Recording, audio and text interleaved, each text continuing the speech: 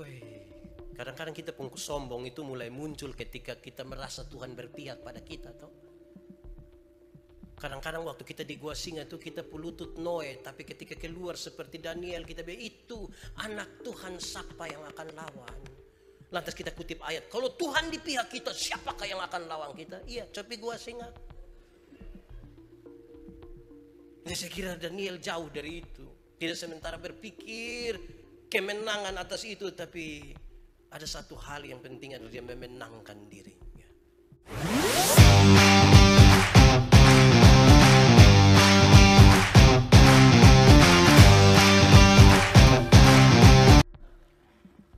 Di kebaktian hari ini, kebaktian akhir tahun, tema yang ditetapkan oleh Majelis Sinode adalah Allah penyelamat kita.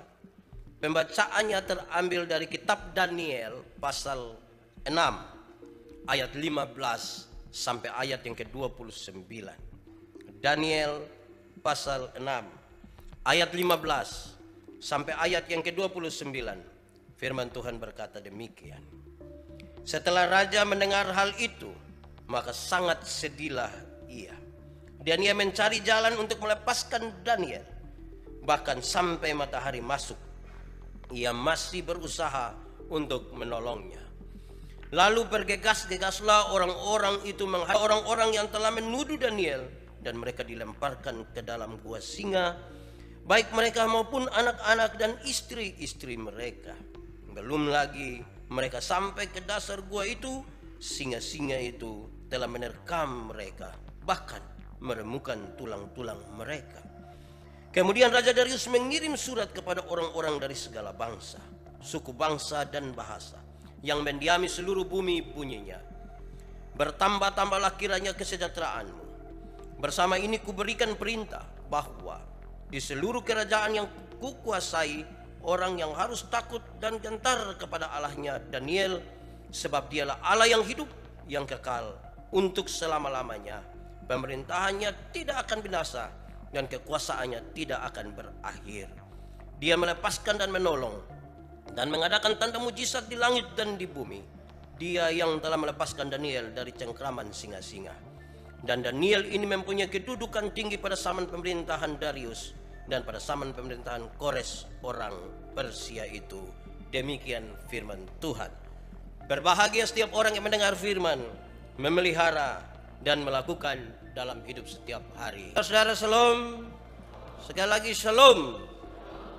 Saya akan mulai khotbah ini dari kalimat-kalimat biasa di akhir tahun. Tidak terasa. Saya rasa. Saudara rasa atau tidak? Saya rasa. 365 atau 66 ini. 365 atau 66 hari ini kita jalani. Apa yang kita pikirkan hari ini, saudara-saudara, Tuhan menghantar kita sampai akhir tahun 2020. Tadi pagi, waktu bangun pagi dan mau doa dengan anak-anak dan ibu, saya hanya katakan satu kalimat pendek. Mari kita bersyukur kepada Tuhan, karena sepanjang 2020 ada banyak sekali persoalan. Ada susah senang, ada tertawa menangis, ada naik turun kehidupan. Tapi kalau Tuhan masih bawa kita sampai akhir tahun 2020, itu berarti Tuhan menjaga kita sampai hari ini. Mestinya kita bersyukur kepada Tuhan. Di tahun 2020 ini saya kira ada banyak hal yang tidak bisa kita lupakan. Perhatian kita tertuju kepada virus corona yang membentuk kepada kita semacam budaya baru yang mau tidak mau kita mesti ada dan berusaha untuk beradaptasi dengannya. Hal-hal yang tadinya dianggap sepele, justru di 2020 ini kita taruh perhatian agak besar. Saya datang dari kampung tahun 2012. Sangat berharap dari kampung itu kemudian kalau sampai 2020 itu berarti saya pasti suhebat komputer, suhebat bahasa Inggris, suhebat semua. Ternyata di 2020 saya diajar cuci tangan. Beda sekali itu dengan sebuah harapan itu. Cuci tangan Pak Pendeta harus 20 detik paling lama. Saya bilang kepada orang-orang, Bapak, kami dulu itu tinggal begini. Itu tidak pakai cuci tangan. Kita diminta untuk jaga jarak. Padahal kita lahir dalam budaya yang tidak jaga jarak. Kerumunan-kerumunan di pasar, tempat pesta. Apalagi kita orang NTT ini kalau pesta, dekat sekali. Di mana-mana kita berkumpul, kita berkerumun. Tapi sekarang kita diminta jaga jarak. Ada budaya baru yang mestinya kita siasati kembali. Dan saya kira ini yang menjadi perbincangan orang yang cukup banyak di akhir tahun ini. Saudara-saudara, tema kita hari ini adalah Allah penyelamat kita. Pembacaannya terambil dari Daniel pasal 6 ayat 15 sampai ayat yang ke-29. Secara cepat saya coba gambarkan kronologi umum dari teks ini. Saya ingin mulai dengan mengatakan pembacaan ini diwarnai dengan sebuah konspirasi. Ada komplotan yang bersekongkol. Konspirasi itu semacam komplotan yang bersekongkol untuk sesuatu yang jahat. Siapakah mereka yang melakukan itu? Mereka itu adalah para pejabat. Para wakil raja yang diangkat oleh Darius. Mereka ada 120 orang.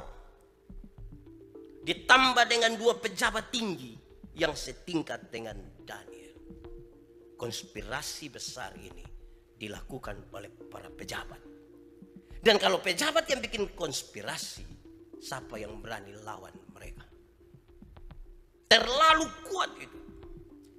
Apa tujuan mereka melakukan konspirasi itu? Sasarannya jelas dalam pembacaan tadi. Mereka ingin menghancurkan Daniel. Seorang pejabat tinggi yang dicatat oleh Alkitab bahwa dia memiliki roh yang luar biasa, yang kepadanya juga akan diberikan kekuasaan untuk seluruh negeri. Makin jelas latar belakang konspirasi ini. Para pejabat sementara adalah masalah iri hati yang serius. Bukan saja iri hati, tapi haus akan kekuasaan. Iri hati dan haus akan kekuasaan ini yang membuat para pejabat ini menggila untuk menghancurkan kehidupan satu orang yang dekat dengan Tuhan. Pembacaan tadi menjelaskan berulang kali mereka mencari kesalahan daripada Daniel. Mereka mencari-cari kesalahan, tapi tidak dapat. Satu-satunya hal yang mungkin adalah tentang ibadah daripada Daniel. Cari-cari dia pun salah, tidak dapat. Kecuali tentang ibadah dari Daniel. Lalu ketika mereka menemukan, ini ada soal di sini. Mereka datang kepada raja. Saudara lihat mereka punya datang kepada raja. Kita baca dari pasal 6 ayat 1 dan seterusnya. Dan kita tahu ini semua dijelaskan dengan sangat baik. Mereka datang pura-pura menyembah raja. Raja, kekallah hidupmu. Kasih keluarlah satu undang-undang bahwa kira-kira 30 hari ke depan tidak boleh ada orang yang menyembah Allah lain kecuali menyembah kepada raja. Raja ini pantas disembah. Sebaiknya Bapak kasih keluar peraturan supaya tidak boleh ada orang yang menyembah lain selain menyembah Raja Darius. Raja menerima usul itu. Peraturan dikeluarkan. Waktu peraturan dikeluarkan, ternyata diketahuilah bahwa ternyata Daniel menyembah Tuhan Allah Daniel yang hidup itu. Mereka kasih tahu raja dan raja gelisah. Raja mestinya sekarang dia harus menolong Daniel. Raja berencana untuk menolong, tetapi komplotan tadi datang bilang kepada raja.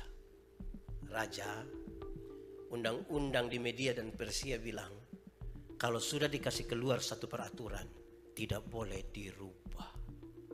Maka untuk Daniel tidak bisa ada perubahan apa-apa. Dia harus tunduk kepada keputusan itu, dilempar ke dalam gua singa. Saudara bayangkan, rencana untuk menolong Daniel oleh seorang raja pun ternyata tidak bisa. Sesungguhnya Daniel dan Darius raja ini mereka punya hubungan yang baik.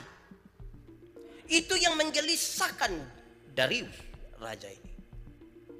Tetapi yang menarik adalah Daniel tidak bikin pendekatan apa-apa kepada raja. Dia tidak pendekatan apa-apa. Dia diam dan mengikuti. Saya mencatat saudara-saudara bahwa Daniel itu hormat kepada Darius.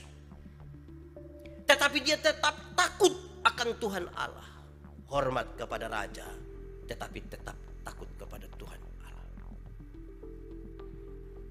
Bisa kita lihat sekarang bahwa kewajibannya untuk hormat kepada raja itu harus, tetapi takut akan Allah itu pun harus. Dia jalankan dua-duanya. Di sini pepatah yang bilang masuk kandang kambing mengembik, masuk kandang ayam, ayam hilang.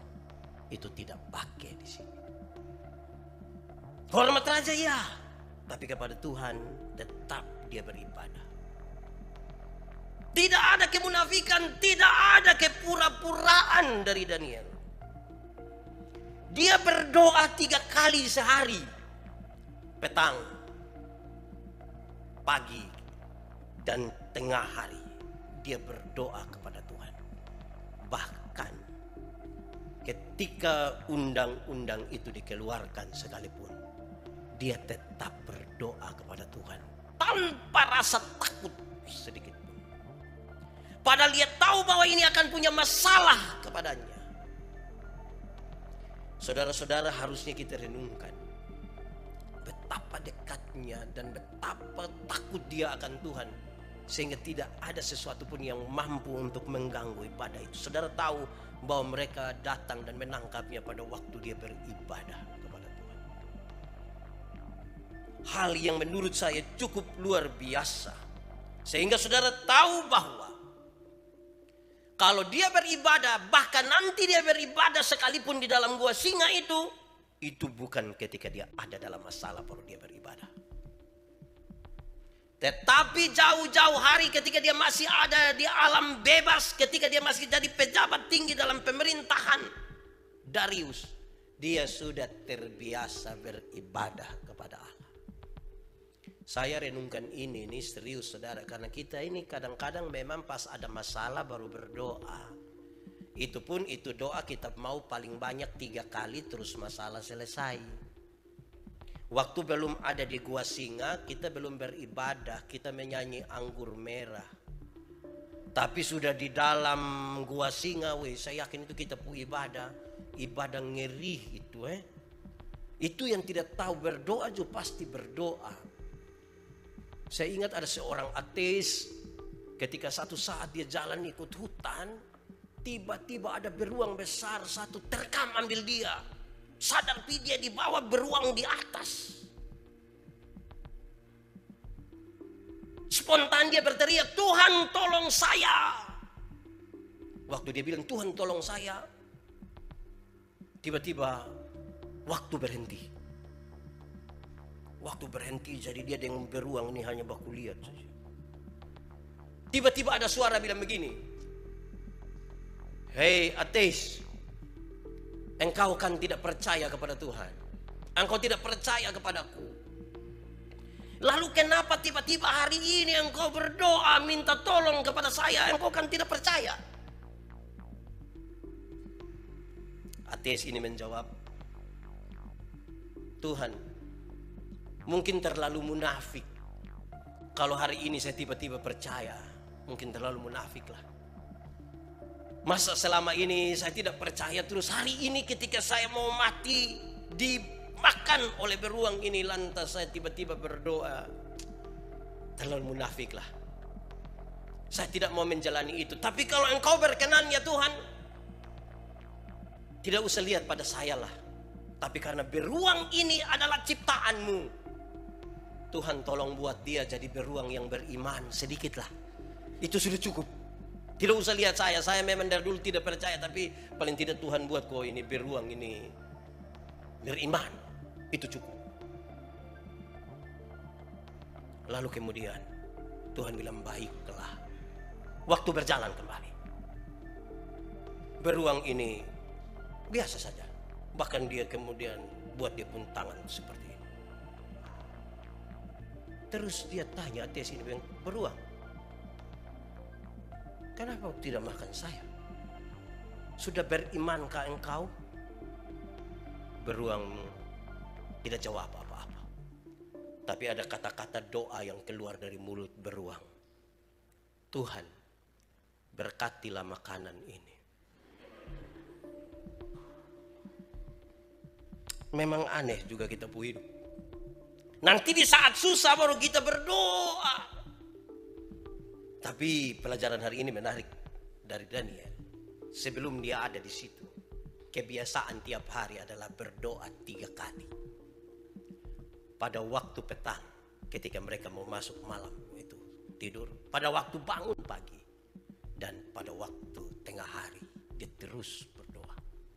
Saudara-saudara, lalu yang terjadi adalah Tuhan Allah mengutus malaikat, mengatupkan mulut dari singa-singa itu, sehingga aman-amanlah saja Daniel dalam gua singa itu. Saudara, lalu apa yang terjadi? Pagi-pagi Darius menuju ke gua singa itu. Mungkin dia mencoba-coba sedikit. Dia bilang, Daniel, apakah Tuhan Allahmu menolong engkau? Apakah Tuhan menolong engkau? Tapi tiba-tiba ada jawaban dari dalam. Ya, Tuhan Allah menolong saya. Dia menyuruh malaikatnya datang dan mengatupkan mulut dari singa-singa ini, sehingga aku selamat. Saudara tahu, mendengar itu bersukacitalah Raja Darius. Dia buat perintah, keluarkanlah Daniel, masukkanlah orang-orang yang tadi menuduh Daniel, mereka yang berkomplotan tadi, berkonspirasi tadi itu, masukkanlah. Bahkan bukan saja mereka, istri dan anak-anak mereka harus dimasukkan di dalam gua singa. Perintah selanjutnya adalah supaya semua orang yang ada di wilayah itu harus percaya dan menyembah kepada Tuhan. Kira-kira kronologi dari kisah itu begitu. Mari saudara-saudara kita menuju kepada tema hari ini. Allah penyelamat kita. Mari kita mulai dari pengakuan Darius. Darius mengangkat pengakuan yang luar biasa. Setelah dia buat perintah itu, dia mengaku dengan sangat baik. Paling tidak 3 pengakuan dia tentang Allah yang disembah oleh Daniel. Pertama, dialah Allah yang hidup. Allah yang disembah oleh Daniel itu adalah Allah yang hidup. Dia bukan benda mati seperti patung-patung yang tidak dapat berbuat apa-apa. Dia hidup dan bekerja. Dia proaktif sekali. Dia ada di mana kita ada. Dia adalah Allah yang kekal, kata Darius. Ini yang kedua. Pengakuan yang kedua, dia adalah Allah yang kekal, yang dari selama-lamanya sampai selama-lamanya. Dan yang ketiga, dialah Allah yang menyelamatkan. 3 pengakuan dari satu orang yang tidak pernah percaya kepada Tuhan. Melihat sesuatu yang terjadi pada hamba Tuhan ini, maka dia buat sebuah pengakuan. Dialah Allah yang hidup, dialah Allah yang kekal, dialah Allah yang menyelamatkan. Yang tidak seperti patung-patung dan dewa-dewi yang disembah oleh Darius dan orang-orangnya. Ini Allah yang luar biasa. Dan karena dia hidup, dia kekal dan dia menyelamatkan, hanya kepadanya kita mampu untuk bertahan hidup karena dia memberi kekuatan kepada kita. Datang kepadanya, meminta kepadanya, dan Tuhan menolong kita. Saudara-saudara, dalam kalimat Tuhan yang menyelamatkan itu, yang disampaikan oleh Darius, teringatlah kisah di pasal 3. Kisah tentang Sadrak, Mesak, Abednego di pasal 3. Yang mereka ditolong oleh Tuhan ketika ada dalam bara api. Dalam api yang menyala-nyala. Tuhan izinkan itu lagi terjadi. Tuhan itu luar biasa. Dia tidak pernah berdiam diri melihat sebuah masalah. Dia tidak pernah berdiam diri untuk melihat sebuah ketidakadilan. Dia bekerja untuk menolong. Tidak pernah berdiam diri. Jadi kalau saudara merasa dalam keadaan yang tidak adil hari ini, saudara merasa bahwa saudara punya masalah hari ini, Tuhan itu tidak pernah berdiam diri kepadamu. Bukan itu saja. Ada hukuman atau konsekuensi bagi para penghasut. Pembacaan tadi jelas. Mereka yang menghasut, mereka yang berkonspirasi, itu kemudian dibuang masuk ke dalam gua singa. Dia bersama-sama dengan istri dan anak-anaknya. Jadi yang suka menghasut, saudara itu akan lolos.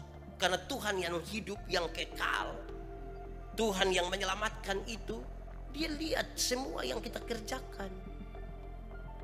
Jadi jangan pikir dia hanya lihat kepada orang-orang itu seperti Daniel yang dikasihinya saja, tetapi dia lihat juga kepada para penghasut. Persoalan kita sekarang adalah apakah kita sadar bahwa Tuhan melihat kita atau tidak? Ataukah kehausan akan jabatan dan kekuasaan ini telah membutakan mata iman kita sampai kita tidak lagi bisa melihat bahwa Allah itu melihat kita. Saudara, lalu saya ingin mengatakan begini saudara, dalam pembacaan ini, Tuhan yang kita sembah, yang menyelamatkan kita, kadang-kadang membiarkan kita mengalami sesuatu seperti Daniel di gua singa. Sebuah keadaan antara hidup dan mati. Sebuah keadaan di mana kita tidak mampu lagi untuk bisa berharap kepada siapapun, termasuk raja yang penuh kuasa. Di akhir tahun ini saya mau ajak saudara untuk merenungkan kembali. Pernahkah dalam perjalanan tahun 2020 ini, saudara alami sesuatu yang menurut saudara ini sangat berat? Ini antara hidup dan mati. Ini sudah tidak mungkin lagi bisa ditolong oleh siapapun. Sudah tidak berdaya lagi. Pernahkah saudara mengalami itu? Renungkanlah. Lalu renungkanlah tanpa sedikit. Kalau memang pernah saudara mengalami itu, bertanyalah kepada dirimu, kenapa saudara sampai di tanggal 31 Desember tahun 2020? Kenapa saudara bisa sampai hari ini? Apa sih yang membuat saudara bisa melewati masalah yang tadinya saudara bilang tidak ada lagi yang mampu untuk menolong kita? Saudara, saya mau mengatakan kepada kita, karena itu kita butuh percaya. Percaya itu saya bagi dia dalam 3 hal. Kata percaya itu kalau kita tambah kas kurang dia punya kata depan itu, dia punya awalan akhirat. Saya mau buat dia jadi 3 hal. Pertama, percaya dalam konteks kita beriman kepada Tuhan Allah. Butuh percaya kepada Tuhan bahwa Tuhan itu menyelamatkan kita. Dan jangan itu kita bangun ketika kita baru ada dalam masalah. Seperti Daniel, jauh-jauh hari sebelum dia ada dalam persoalan itu, dia sudah membangun percayanya kepada Tuhan. Betapa berat itu masalah. Tapi dalam percaya itu dia mau menerima konsekuensi apapun dari percayanya kepada Tuhan. Rupa-rupanya ada harga yang perlu dia bayar, yang harus dibayar karena percayanya kepada Tuhan. Dia tahu bahwa kondisi ini berat. Situasi ini tidak gampang. Tetapi dia akan terus percaya kepada Tuhan. Tanpa melakukan apapun yang dilihat sebagai bentuk dari tidak percayanya kepada Tuhan. Kedua, dia bukan saja percaya pada Tuhan. Percaya diri. Percaya diri ini serius, saudara. Banyak kali kita berdoa, tapi kita tidak percaya apa yang kita doakan. Banyak kali kita membaca firman, tapi kita sepertinya sulit untuk mengimani akan apa yang kita bacakan. Hasilnya, banyak orang tidak percaya diri untuk tetap menjadi orang percaya. Ada satu kalimat ringan yang biasa kita pakai. Namanya juga kan manusia, ang. Itu ang, itu keenak itu. Namanya juga kan manusia, ang. Kalau ada sambutan dan sedikit dia tambah. Habis kita masih hidup di dunia, nah begitu sudah. Kecuali kalau kita sudah hidup di surga, tidak begitu. Ini masih di dunia. Saudara pernah dengar itu kalimat kok? Atau sendiri omong? Sendiri omong namanya juga kan manusia. Baru kita masih hidup di dunia. Percaya diri untuk terus percaya kepada Tuhan menjadi susah. Ketiga, ini sangat berkaitan dengan mungkinkah kita bisa jadi orang yang dipercaya. Percaya Tuhan, percaya diri, tapi kemudian pastikan bahwa kita ini bisa jadi orang yang dipercaya atau tidak. Dipercaya oleh siapa Pak Pendeta? Mungkinkah kita jadi orang yang bisa dipercaya oleh Tuhan atau tidak? Atau juga dipercaya oleh sesama manusia atau tidak? Sekira itu persoalan yang penting bagi kita, saudara-saudara. Dipercaya oleh Tuhan dan dipercaya oleh sesama manusia. Ada orang yang dia hidup, orang yang tidak percaya memang sendiri. Sampai-sampai karena orang sudah tidak percaya memang sendiri, apapun yang dia buat, orang sudah kalau satu yang buat sudah. Kita baku tahu ini.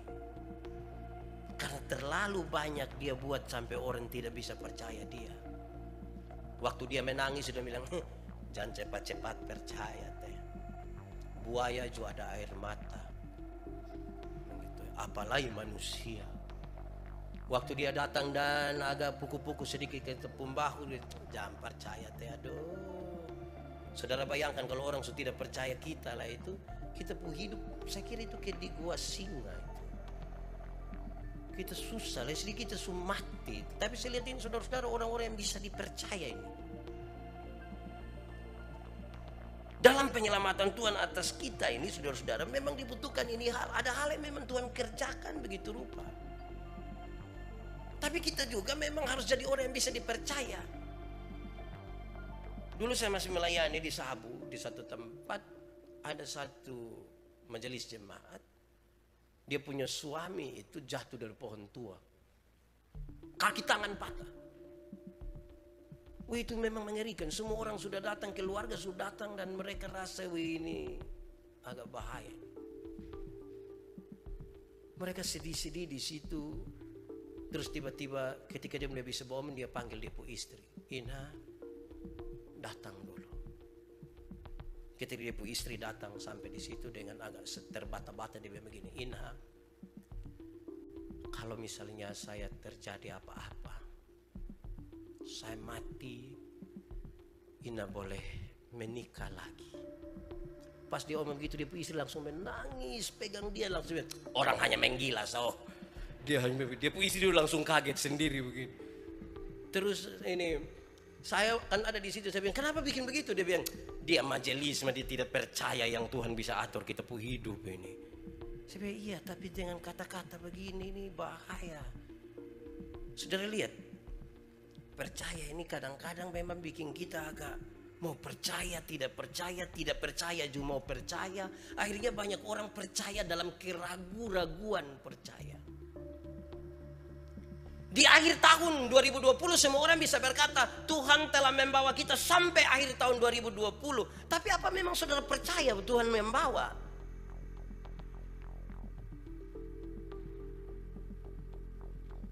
Kenapa saya minta saudara renungkan ini? Karena kita akan masuk lagi tahun 2021. Masih percayakah Tuhan yang akan menyertai kita ke depan? Dibutuhkan sebuah percaya yang memang benar-benar percaya kepada Tuhan. Persis ketika kita ada di dalam gua singa dan tidak mampu lagi untuk berharap kepada siapapun. Dan ini hanya bisa katakan kepada Tuhan. Sudah tidak lagi kepada manusia. Saudara, setelah memahami percaya yang seperti itu untuk kita mengenal dan memahami Allah penyelamat kita, saya ingin sampaikan kepada saudara, jangan pikir bahwa Tuhan yang penyelamat itu hanya akan menyelamatkan kita soal ketika kita sakit menjadi sembuh, ketika kita ada di ambang kematian seperti Daniel lantas kita hidup. Bukan saja itu. Saya kenal satu orang yang suka judi, pemalas gereja. Dia tiap hari dia punya istri, waktu siap dia punya pakaian untuk pergi mengajar, dia guru.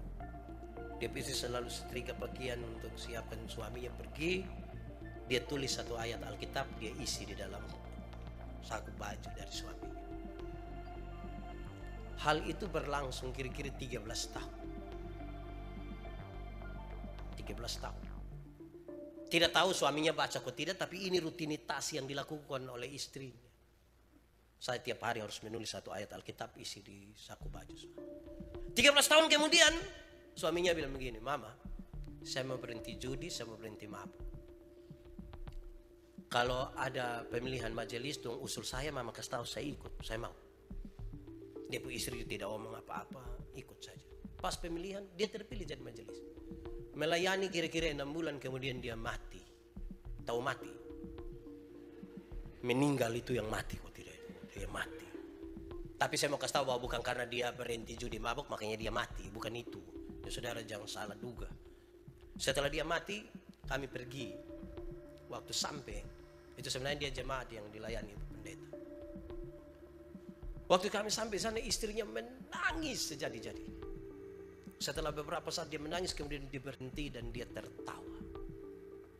Waktu dia tertawa itu, terus dia bilang kepada kami, bilang begini, "Pak Pendeta, saya menangis tadi karena saya sedih. Saya sedih karena saya kehilangan orang yang saya kasihi. Saya sedih karena kehilangan orang yang saya kasihi. Tapi kenapa saya menangis? Saya tertawa. Saya tertawa karena menjelang kematiannya, dia mengambil keputusan yang penting dalam hidupnya.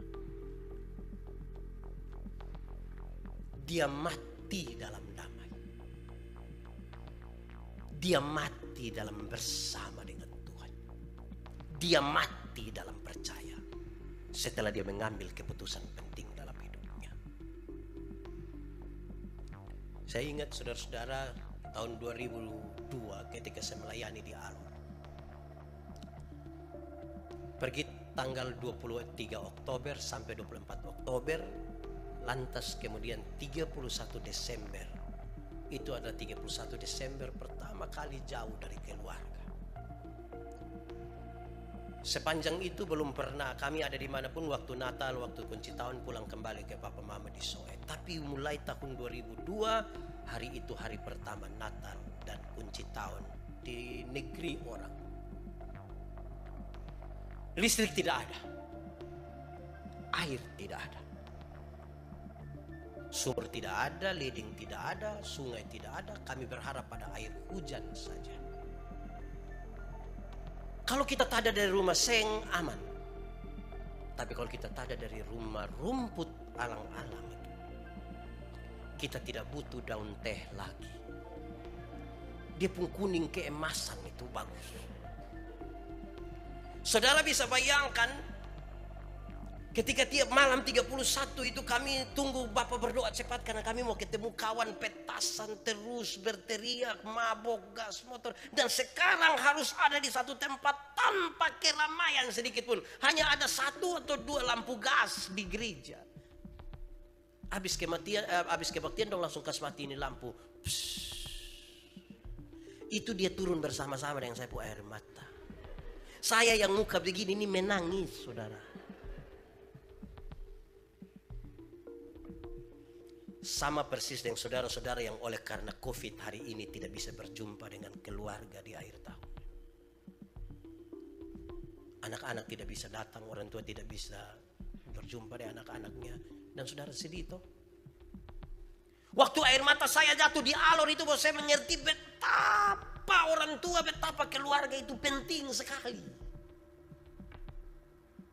Waktu 31 malam dengan mereka sepanjang sebelum di alor itu, waktu saya pun bapak itu kalau berdoa, dia doa habis pasti salah satu anggota keluarga pasti tidur. Waktu pun doa itu terlalu panjang, bukan saja doa yang panjang, beliau menyanyi pakai gaya tempo dulu. Berapa ayat di dalam satu lagu harus menyanyi kas habis. Dan setiap kali doa malam itu beliau harus pilih antara 4 sampai 5 lagu. Saudara bisa bayangkan ketika malam kunci tahun itu, ketika teman-teman sobat teriak dari luar dan waktu masih bilang, ya Tuhan Allah pengasih dan penyayang. Ini kita tunggu ini menit ke berapa waktu selesai. Jengkel, tak ceke. Tapi waktu jauh dari mereka, baru kita bisa paham Tuhan nih. Ternyata hati yang damai, yang baik ini Tuhan kasih juga melalui keluarga, orang tua, kakak adik. Jadi yang hari ini, yang sebentar pulang dari sini masih bisa ketemu suami, masih bisa ketemu istri, masih ketemu anak-anak, masih ketemu orang tua. Lihat babae ko sondoa sama-sama. Babae, badame. Bicari ipar-ipar dong ko bilang. Karena jangan sampai suatu saat kita sendiri seperti di gua singa yang suka menghasut keluarga, yang suka menghasut ipar-ipar dong, yang suka menghasut kiri kanan, kok bikin jengkel mama mantu kok mati cepat itu. Lihat kok damai sudah, karena satu saat kita bisa sendiri dan dong akan bilang surasa.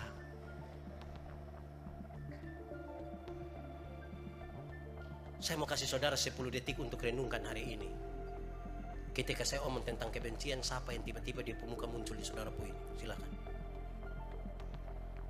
Kebencian, silakan. Kenapa saudara lihat saya? Memangnya saya yang saudara benci kah? Siapapun yang saudara pikir sekarang tuh, lihat kok, selesaikan hati. Selesaikan saudara. Tuhan masih menyertai kita sampai hari ini, tapi Dia mau supaya kita jangan jadi penghasut sama kayak yang itu orang-orang para pejabat yang 120 orang tambah 2 lagi 124. Dia mau kutempuh hati yang berisi seperti Daniel itu. Lihat kok kasih bersih hati. Kalau sebentar ada jam doa, biarlah pakai doa di rumah itu dengan baik sama-sama dengan keluarga.